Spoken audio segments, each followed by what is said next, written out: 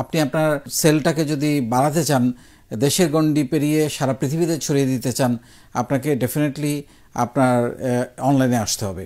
আপনি যতই অফলাইনে একসময় চিন্তা করতেন আমি শোরুম করব, আমি বিভিন্নভাবে ব্যবসা করব, অফিস নেব, এখন কিন্তু ব্যবসা করার জন্য আপনার অফিস বা শোরুম বা ব্যবসা শুরু করার জন্য, ব্যবসা হাতে খড়ি নেওয়ার জন্য অফিস বা শোরুমের কিন্তু কোনো প্রয়োজন নেই। আপনি চাইলে একটা ই কমার্স সাইট দিয়ে, একটা ওয়েবসাইট দিয়ে অথবা একটা এফ কমার্স ফেসবুক পেজ দিয়ে আপনি কিন্তু ব্যবসা শুরু করতে পারেন। এবং ফেসবুক পেজ বা ই কমার্স সাইট যেটা, সেটাকে কিন্তু এখন শোরুম হিসেবে কনসিডার করা হয়, কারণ সেখানে আপনি শোরুম যেভাবে তার পণ্য সাজায়, একইভাবে আপনি কিন্তু এই সাইটে বা এই পেজে আপনি আপনার পণ্য সাজাতে পারেন। বাংলাদেশে দেখেন অনেকেই আগে বিভিন্নভাবে শোরুম খুলে, আমরা অনেক প্রতিষ্ঠানের নাম বলতে পারি, বুটিক্স হাউস বলতে পারেন, আপনি প্রচুর শোরুম খুলে লক্ষ লক্ষ কোটি কোটি টাকা খরচ করে শোরুম করেছে। বিভিন্ন শাড়ির মিউজিয়ামগুলো বলতে পারেন, প্লাস বিভিন্ন ইলেকট্রনিক দ্রব্যের শোরুম আছে, ইলেকট্রনিক দ্রব্যের। তারপর আপনি দেখবেন বিভিন্ন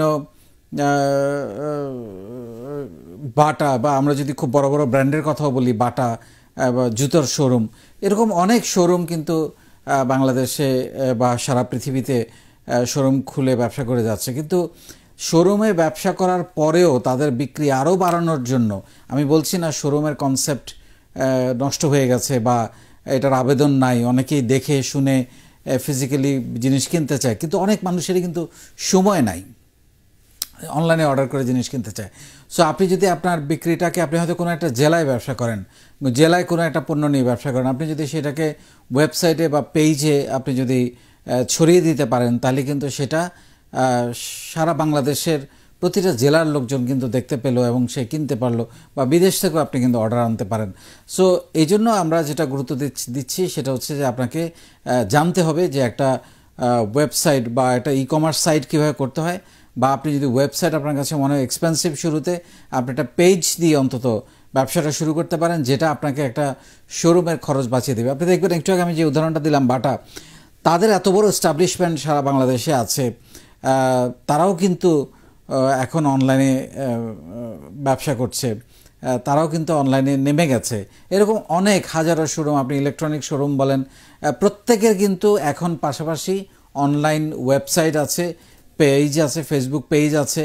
সো তারা কিন্তু মানে সবই আছে, অনলাইনেও তারা সরব।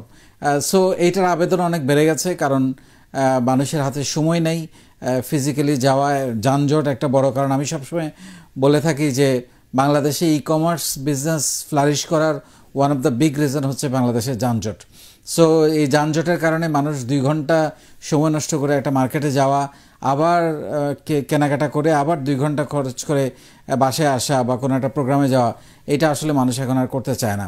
সো যার কারণে এটা একটা বড় কারণ। এবং ডেফিনেটলি কোভিড শুধু বাংলাদেশে নয়, সারা পৃথিবীতে অনলাইন কেনাকাটাটাকে অনেক বেশি জনপ্রিয় করে তুলেছে।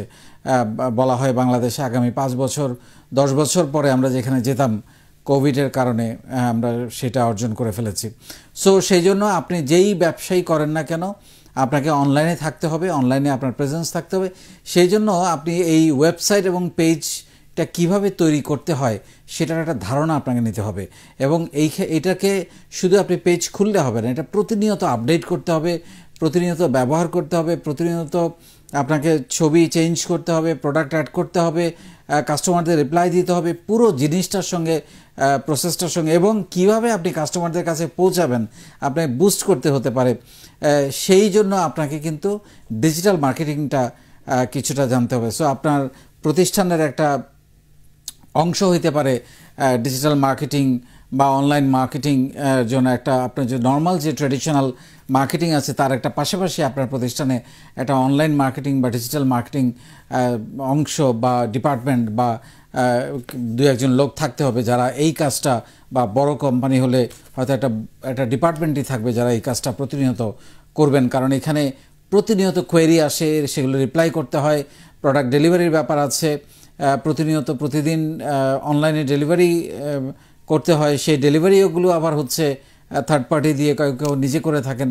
সো এই পুরো জিনিসটা, প্রসেসটার মধ্যে আমি বলবো আপনি যুক্ত হয়ে যান। আর যারা নতুন ব্যবসা করতে চাচ্ছেন তাদের জন্য তো এই অনলাইনে একটা ফেসবুক পেজ দিয়ে বা একটা ওয়েবসাইট দিয়ে ব্যবসা করার সুবর্ণ সুযোগ। কারণ হচ্ছে আপনাকে একটা শোরুম নিতে হচ্ছে না লাখ লাখ টাকা খরচ করে, আপনি পেজটা দিয়েই কাজটা শুরু করতে পারেন। তবে একটা সতর্কবার্তা একই সঙ্গে আমি উচ্চারণ করতে চাই, আপনি ডেফিনেটলি ফেসবুক নির্ভর হবেন না।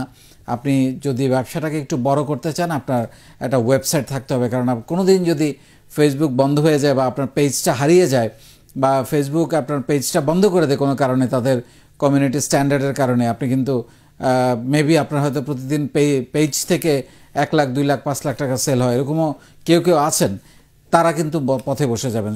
সেই জন্য আপনার ওয়েবসাইটে সেটা, হ্যাঁ, যারা ছোট ব্যবসায়ী যারা শুরু করতে চান 20,000 50,000 টাকা দিয়ে, আপনি শুধু প্রোডাক্ট কিনে আর একটা পেজ করে, এবং পেজে আপনার কি দরকার, সেখানে গ্রাফিক্সের কিছু কাজ দরকার, কিছু ভিডিও এডিটিং দরকার, আর কন্টেন্ট রাইটিংটা ভালো জানতে হয়। এই 3টা জিনিস জানলে কিন্তু আপনি পেজটা বা ওয়েবসাইটটা আপনি সুন্দর করে সাজাতে পারেন।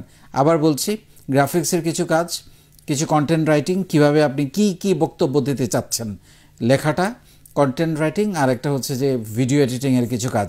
এইটা যদি আপনি জানেন, তাহলে আপনি সুন্দর করে পেজটা মেনটেন করতে পারেন। এবং পেজ ওপেন করা তো খুবই সহজ, আপনার ফেসবুক অ্যাকাউন্ট থাকলেই আপনি একটা পেজ ওপেন করতে পারেন। বাট পেজটা কতটা লুক্রেটিভ, আপনি একটা মানুষ দোকান বা একটা শোরুম যেভাবে সুন্দর করে সাজাতে চায়, আপনার পেজটা দেখে কাস্টমার এখানে ঢুকবে কিনা, দেখবে কিনা, স্ক্রল করবে কিনা, সেটা নির্ভর করবে আপনি পেজটা বা ওয়েবসাইটটা, ই কমার্স সাইটটা কত সুন্দর করে আপনি সাজিয়েছেন সেটার উপর নির্ভর করবে। সো এখানেও কিন্তু দর্শককে বা কাস্টমারকে আকর্ষণ করার ব্যাপার আছে, এটা মাথায় রেখে আপনাকে পেজটা করতে হবে।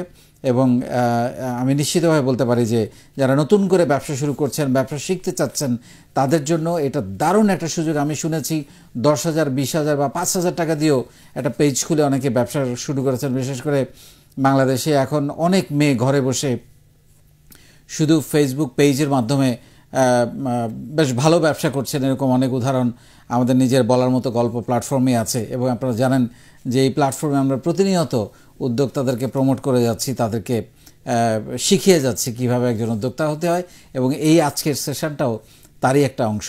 সো শুরু করে দেন। আপনি কোনো অবস্থাতেই অনলাইন প্ল্যাটফর্মটাকে আর বাদ দিয়ে ভবিষ্যৎ বিজনেস পরিকল্পনা করতে পারবেন না। অনেক ধন্যবাদ।